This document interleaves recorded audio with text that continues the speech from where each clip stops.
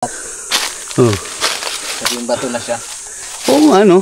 Yan yung sinasabi ng mga nagko-comment sa akin na mga naging bato siya. fossil daw. Mga para sa mga gudano. Ugat siya ng puno na tumagos sa bato, tapos parang naging bato na rin siya. Yun guys, yun yung puno yun. Yun yung mga ugat niya. Dagusan ito. Ito. Totoo nga. Hindi ito kwento. Wow. Ang ganda. Meron palang ganito sa Mindoro. Imagine natin guys kung may tubig na rumaragas siya. Napakaganda. So babalikan natin to sa tag-ulan. If you wanna talk, I'm right here, not gonna leave your side. Just feel free to open up when the moment's right. Across your face, it is written across your face. If you wanna go out, we can go out. You can hide away just for one night. But if you wanna cry, just let it out. I'm by your side now. Just hold on a bit more, 'cause I know you only see the rain, not the rainbow. Deep down I know you're strong. Give them hell, baby, prove them wrong. Just hold on a bit more, 'cause I know you only see the rain, not the rainbow. I know you'll get up again. Better stand up tall, I know you can be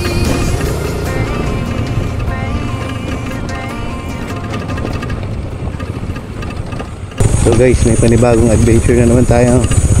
Kasama rin natin si Indrenyo Mangyan at si Sir Tony. At ang makakasama natin isa na nauna na doon sa spot ay si Mr. Kalahi, si Bunso.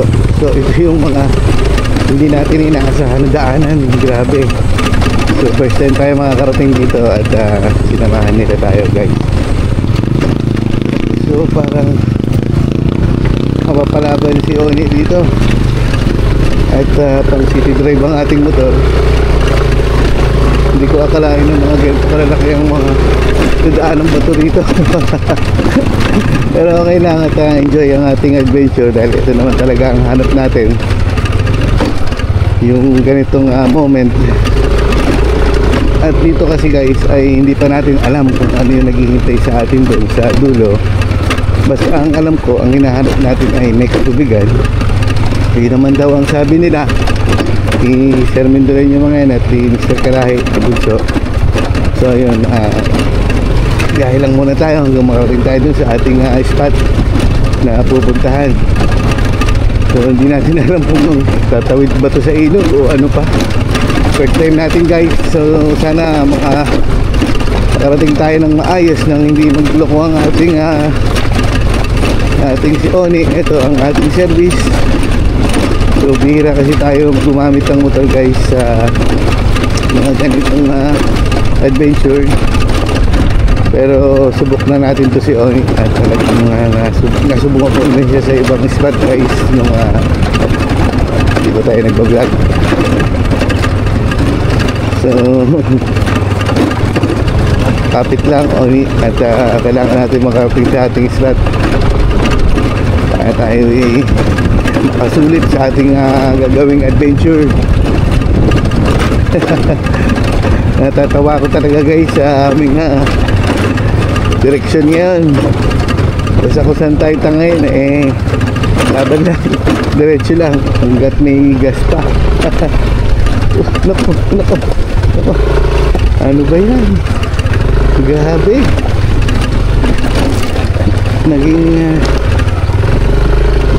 Naging enduro yung ating service guys.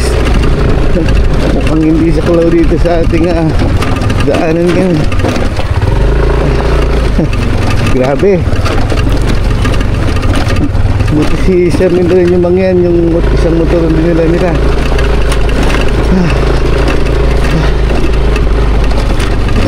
Grabe.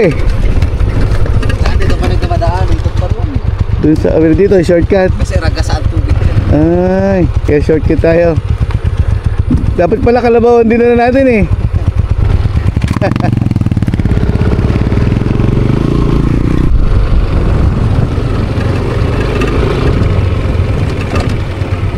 siguro guys, kaya nadaanan natin ngayon ito.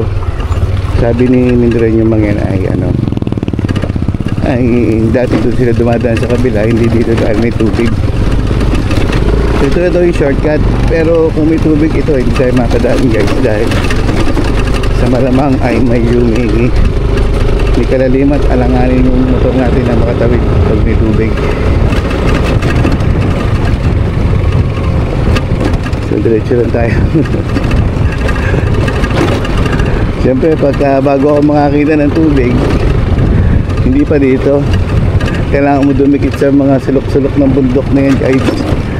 So medyo malayo pa sa tingin ko lang kasi first time natin makapunta rito at mga makakarating. Kaya hindi na tayo nakapagbaon guys ng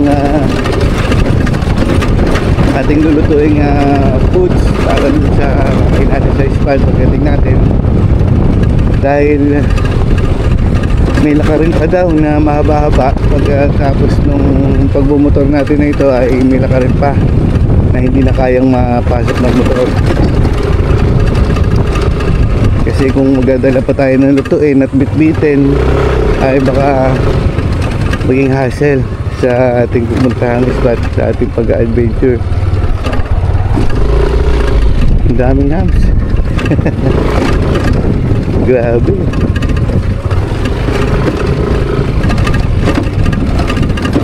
So nagdala na lang tayo guys ng ating luto na pagkain na ready to eat na. Bumili lang tayo sa mga tinda-tindahan dyan na nadaanan namin ni Sir Mindren yung mga yan. Ang bilis nila, naiwanan nila tayo dahil pwedeng magpabilis guys, dahil baka saan tayo pulutin dito.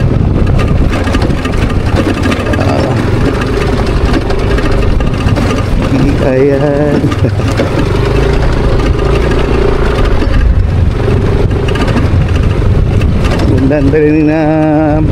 Magandang dalhin na service dito guys ay yung mga production, yung mga matataas na bike. Bilis nila, naiwanan nila tayo. So dito na ba yan? Sabi niya, nasa Danlog na daw sila kanina. Danlog? Kaya hindi ko na siya chinat. Nasa Danlog na kami guys. Ba't wala dito? Ay, Ito na yung Danlog. ito na ba yung Danlog? Oo, ito na. Baka na ako na si spot. Wala. Chat muna natin, may signal ba rito? Signal dito. Wala na. Uy.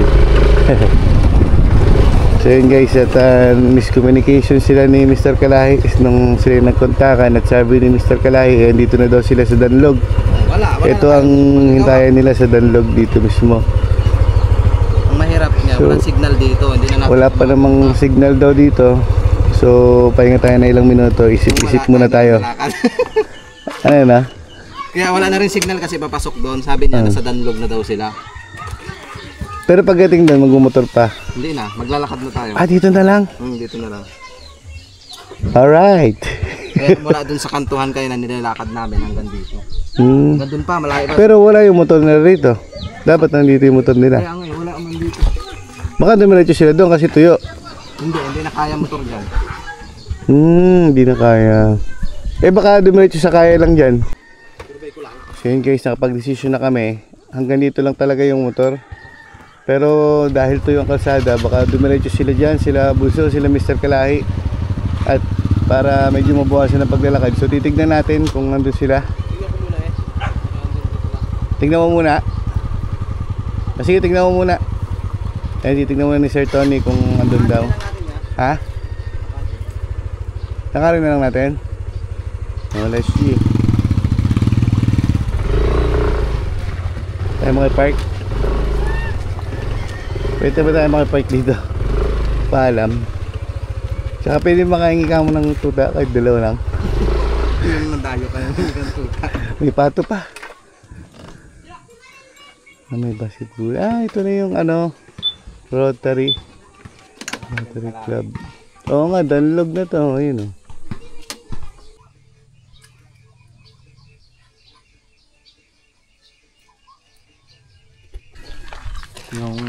Ay, mamaya pala. Sige. Kalahi, patanungin mo. So guys, nakabike na si Sir Mindren yung mga yan at si Sir Tony. At nahanap na nila yung nagtatago. Yan o. Bago-bago ng mapa ito eh. Nawawala eh. Saan ka ba nang galing? Naghanap na naman siguro ng kahanapan. Kala ko bumalik ka sa Alibog eh. Galing madoon. Ayan. At tayo tutungo na sa hindi natin alam at first time tayong naisama ni Mr. Kalay dito at ni Sir Mindren yung mga yan. Sabi nga ng tour guide sa may sa may bato. Kung ikikwento namin, wala na. Wala na no. Hindi na ano.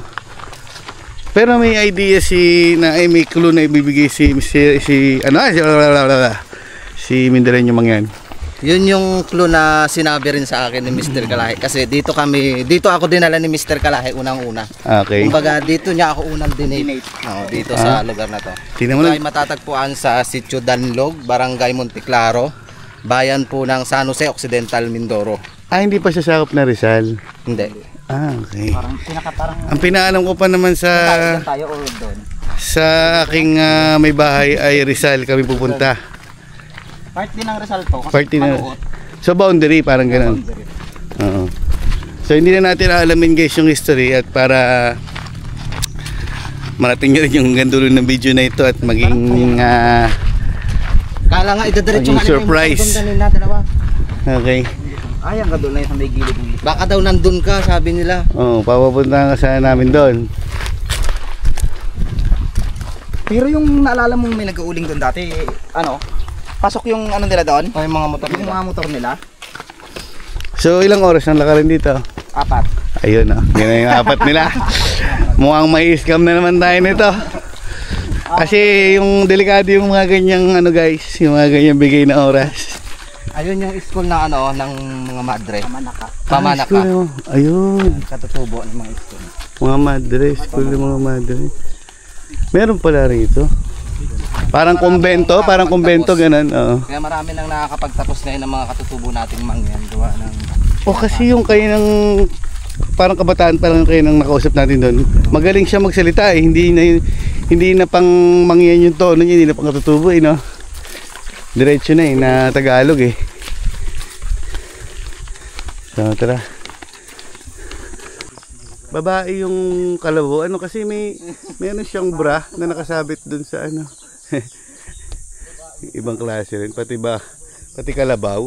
May bra na. Joke lang guys. Grabe init. Talagang malayo-layo pa. Sa tingin ko wala pa kami natatanaw na sisilungan. Ang napakaganda dito guys, pag tag-ulan makikita may mga tubod dyan sa gilid na. Ano ba yung tubod? Parang yung galing yung tubig sa taas. Okay. Yung talon. Falls. Ba't may bakod dito? Private property. Okay. Daanan dati ng tubig.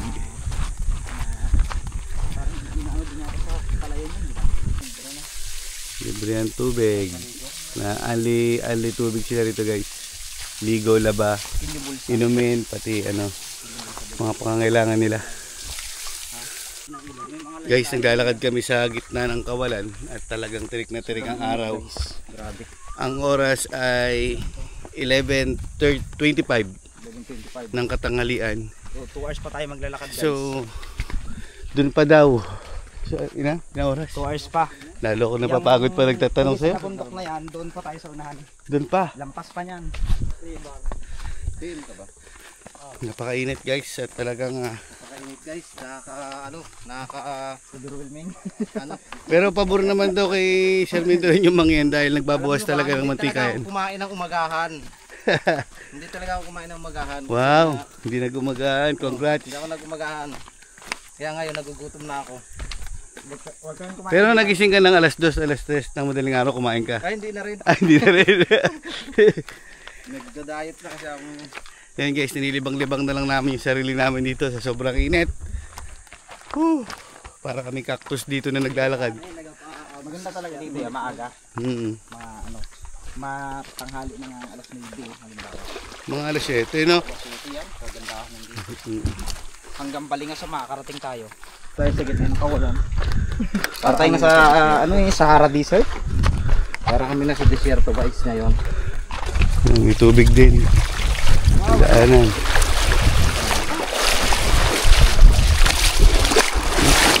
Dito ba tayo? Sa kabila? Dahan natin yung mga bata rito. Ang saya ng liguan nila. Talagang may enjoy. Sana panahon. Sarap talaga maging bata eh. Taon. Ano, grabe, buhay na buhay. Enjoy, enjoy, enjoy. Ingat lang. Kamusta guys? Ayos ba? Mga partida, may sugat pa yan. Ah, sugat pa yan. Ayos lang.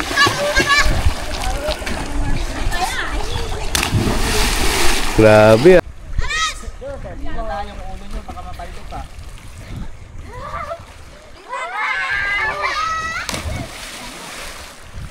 Ang saya.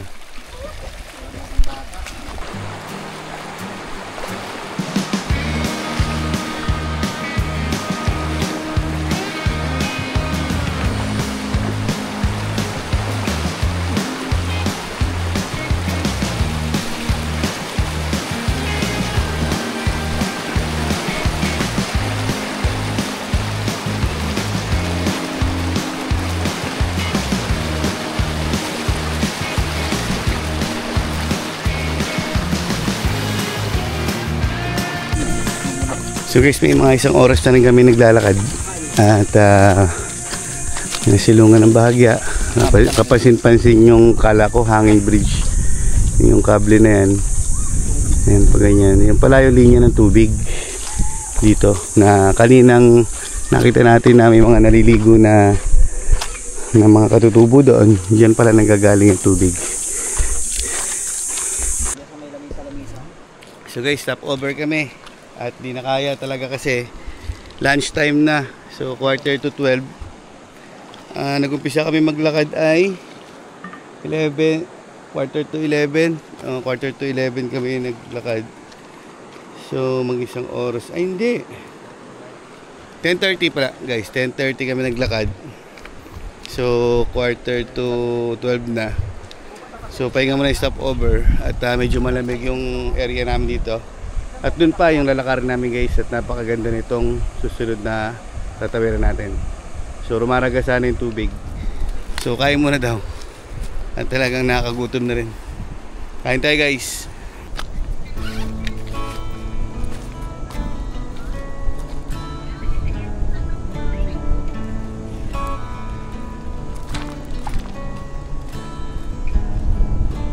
Please don't beat around the bush.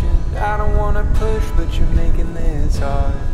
I know something's going on. There's dishes in the sink and trash in the front yard.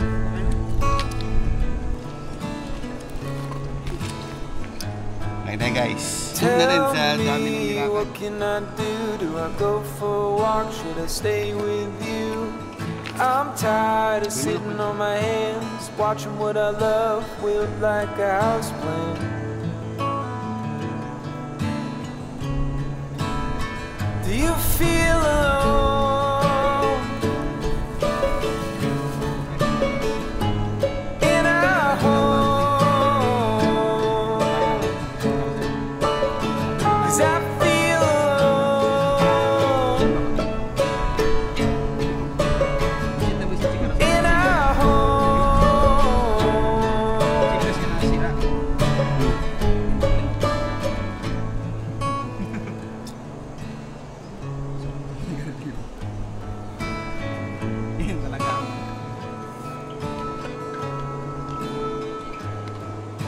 Seems like just the other day I'd see your face and know what to say. Now I'm staring at the ground, stepping over eggshells spread all around.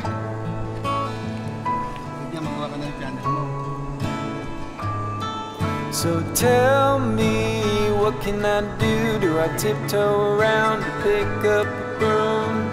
Can we sweep up this mess, or did we make a minefield out of our dress?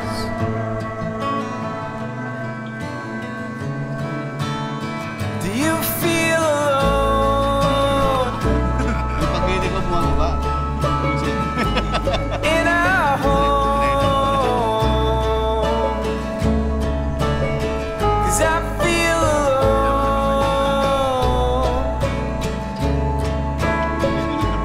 in our home.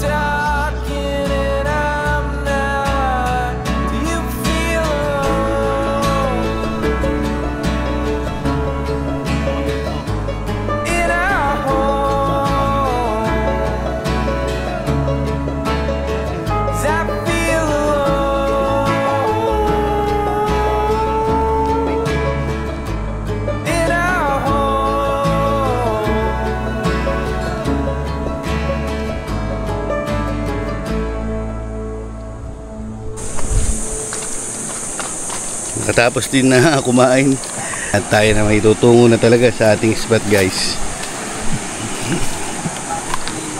Hindi tayo makadaan dyan at medyo malalim. Doon na tayo magbabasa at maliligo sa pinaka-spot natin na pupuntahan.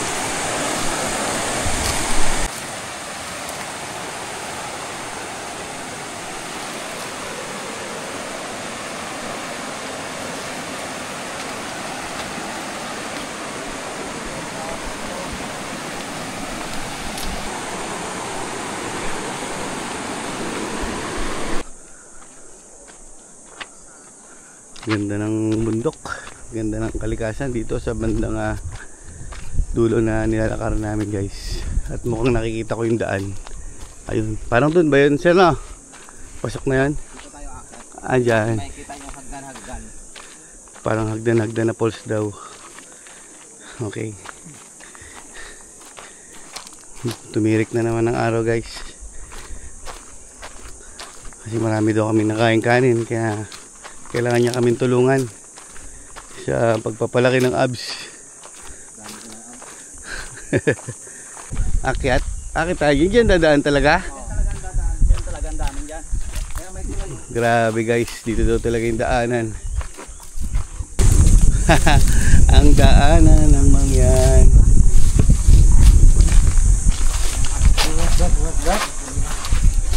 Camera mo.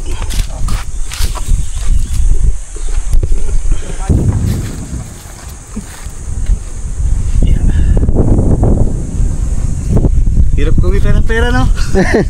Yan, nagsisimula na silang umakyat guys. Napakatarik. First time ni Kuya Jomar pumunta dito kaya dito siya doon yan. I'm the king of the world! Ganda. Okay, ang ganda. Ganda guys. Ito. Ito yung tinatawag na barkong patok. Ayan, Yan, kulay blue. Grabe, blue. ganda. Saan di ko iba? Ito ilalim? Mayroon daw. Wow, ay napakalalim niya. Ang ganda no? Sarap. Yan masarap maligo. Sulit ang pagod. Doon tayo pupunta. Natatanaw natin yun. Ayun, yung parang hagdan-hagdan po. Pero wala siyang tubig. Wala. Pero napakaganda yan pag may tubig. Masarap dito mag-picnic. Okay. Yung nakaraan doon kami nag-picnic. Dito. Ayos. Parang maganda rin. Doon ipa-vlog namin. Doon kami magpa-vlog nito. Pero ito i-vlog mo. Baka mag-vlog. Dito. Tara. Dito tayo. Tara guys. Punta na tayo doon guys na kung saan dito daw mismo bumagsak yung isang dambuhalang bulalakaw. Bulalakaw. Alam nyo ba ang bulalakaw is a meteorite. Wow!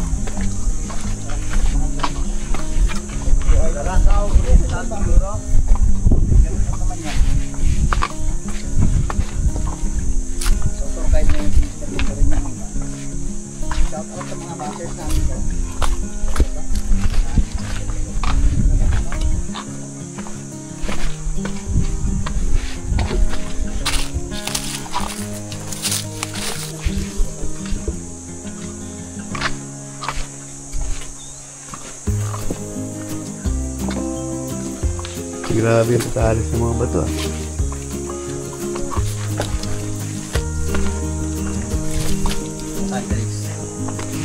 Ito na tayo guys. Hi! Narating din natin ang spot. So ito guys ay dating may katubigan pa na nagagaling sa taas. At ito yung sinasabi nilang napakagandang hagdan-hagdan na falls. Ang ganda nito pag may tubig nga. Nakapunta na rito sila Sir Mindoro Mangyan kaya sinamahan nila tayo dito. Ayan. Ang ganda. Medyo malayo lang oh. Parang hinulma siya. Imagine natin guys kung may tubig na rumaraga siya. Napakaganda. So babalikan natin to sa tag-ulan para makita natin yung totoong kagandahan ng spot na ito. Parang ahas. Parang ahas.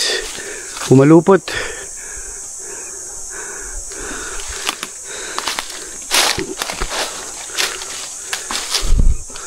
Wow. Ang ganda. Meron palang ganito sa Mindoro. Yun, no? Di ang daming dumadayo rito, sir, na. Yung mga katutubo, naniligo. Mga katutubo naliligo rito. Kasi mahirap maabot dahil napakalayo, ano? Katulad nito, bumagsak na siya. Yung kahoy, nagiging bato na siya. Ayun, kahoy na nagiging bato. Sila yung kumakapit dyan. Kumakapit. Ito. Nagpo-form. Parang ito siya. Hanggang tumaas nagpo-form. na siya, tumaas. Tapos nagiging solid na siya. Na nagiging bato. Ito din nangyari dito. Siya, guys. Ito yung kahoy. Pero pag dumagig siya sa bato, ay parang nagiging bato na rin siya. Ang ganda. Ganda, oh. Imagine pagkatag-ulan at malakas ang ragasa.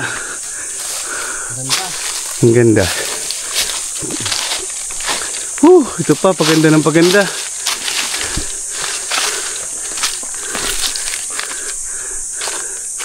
Grabe. Panalo. Imagine ang laking ugat. Kasi yung bato na siya. Oo, ano?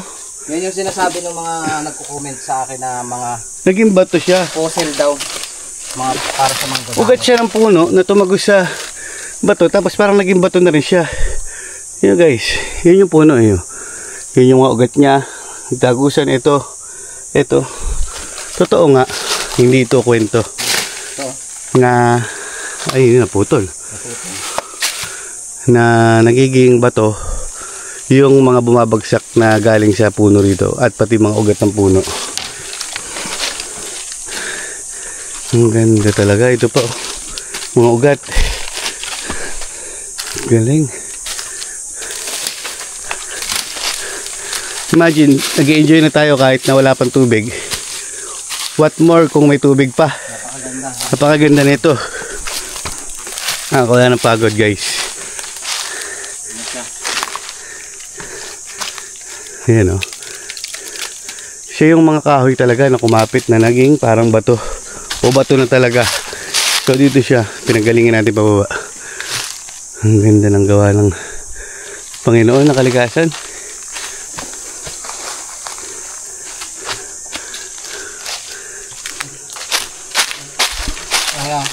Yan yung tabla na nagiging bato na siya. Ito yung sinasabi mo. Yung tabla na naging bato na nga. Pero halata mong kahoy talaga. Kahoy. Pero parang nagiging ganito na siya. Hanggang sa tumaas. Nagiging bato na. Hanggang sa tumagal. Dito eh. Oo nga. Sinisira nila to. Tulad dito, binabakbak. Ba't nila sinisira? Re. Gusto tayo. Dapat din nila sinisira. Sayang. Guys, sinira nila. So dito daw nakita na sinasabi ng mga katutubo na dito bumagsak yung bulalakaw. Oo, may bumagsak na bulalakaw noon. Sabi ng mga katutubo. Kaya nagkaroon daw siya ng form ng ganyan. Balik katas niya na lang daw yan. Dito mismo. Okay, dito. Kung mapapansin mo, wala na siyang formation na pababa na hanggang dito. Tapos na siya, dito siya. So dito bumagsak din mismo yung bulalakaw. Tapos, ano yung nandun? Naging ano niya na lang. Naging form siya, nag-form na. Yan. Parang katas niya daw yan ng bulalakaw. Diba bumagsak? Parang lava. Galing ah. Kaya dito wala na. Mapapansin Dito wala na. Tapos na. Pero dito nag-uumpisa yung ragasa. Dito sa taas. Yan. Ibig sabihin, bukal talaga siya na galing sa taas. Yung volume ng tubig. So tara, bike tayo, guys.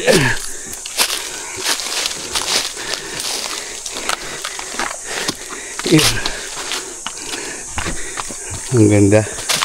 Imagine ko na kung may tubig to, guys. Pak na pak.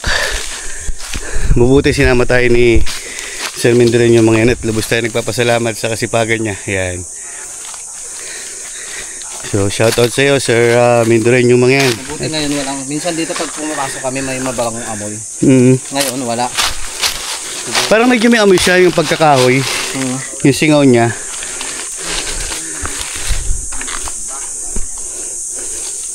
Yan siya, oh. Ganda.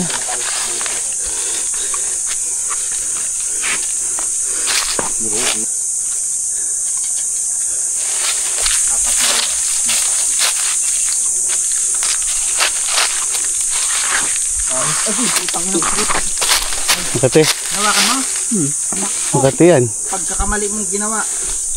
Ay, nahawakan po ito ni Sir. Huwag mo Kuya. hawakan yan. Matinik siya. Yan. Huwag mo hawakan. Matinik yan. Ang tawag din siya? Alam nila ano yun, yung parang higad. Higad na dahon, no? Yan. Parang cactus yung kanina. So guys, pabalik na tayo at narating na natin yung bandang dulo. Hindi na tayo umakyat pa dun dahil wala na masyadong magpapakita pa sa atin na ganitong formation ng bato na napakaganda. Tingnan nyo guys, para siya mga kabibe na nakanganga, na nakaabang. Yun, at hanggang dun pababa, napaka-amaze.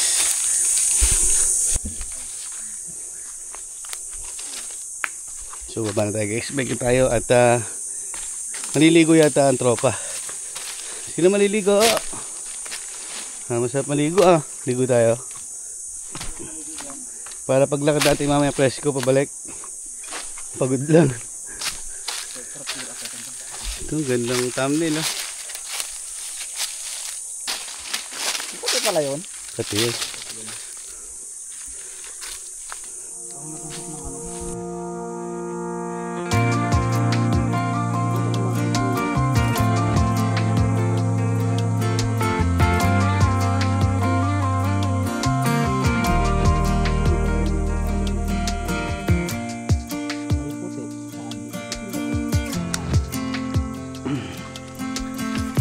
Ganda nito guys, habang nagpapahinga kami. Mapatanggal ng pagod ang magandang tanawin. Wala na, pawis talagang. Pero sulit ang attention. Ganda. Ina, kay Ate Beck. Si Ate Vic na lang yung yung nag-iisang subscriber natin. Sana na inaasahan natin. Nag-vlog pa. Nag-vlog pa. Talaga si Mita na ito. Wala si Ate Beck talaga. Si Ate Vic talaga. Na-recruit pa ni Meta. Nag-iisang viewers na lang natin. Isa na lang namin pag-asa. Shoutout sa'yo, Ate Beck. Kaya kung ako sa'yo, manood ka na lang ng vlog namin.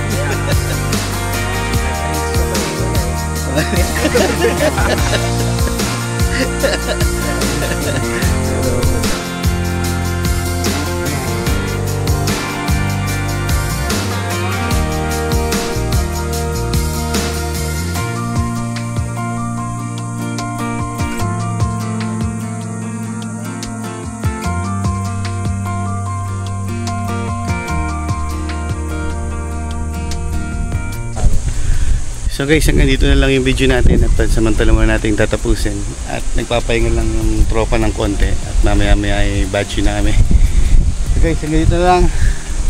Peace out.